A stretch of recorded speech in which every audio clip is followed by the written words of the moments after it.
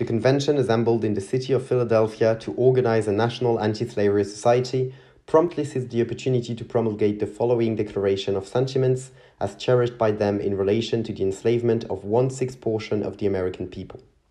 More than 57 years have elapsed since a band of patriots convened in this place to devise measures for the deliverance of this country from a foreign yoke. The cornerstone upon which they founded the Temple of Freedom was broadly this: that all men are created equal, that they are endowed by their Creator with certain inalienable rights, that among these are life, liberty, and the pursuit of happiness. At the sound of their trumpet call, 3 millions of people rose up as from the sleep of death and rushed to the strife of blood, deeming it more glorious to die instantly as freemen than desirable to live 1 hour as slaves. They were few in number, poor in resources, but the honest conviction that truth, justice, and right were on their side made them invincible.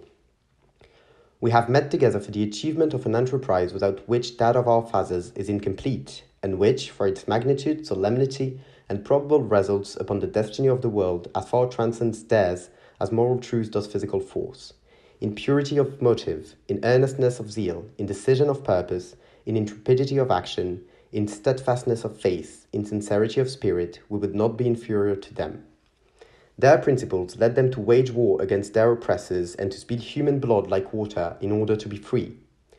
Ours forbid the doing of evil that good may come, and lead us to reject, and to entreat the oppressed to reject, the use of all carnal weapons for deliverance from bondage, relying solely upon those which are spiritual and mighty through God, to the pulling down of strongholds. Their measures were physical resistance, the marshalling in arms, the hostile array, the mortal encounter. Ours shall be such as the opposition of moral purity to moral corruption,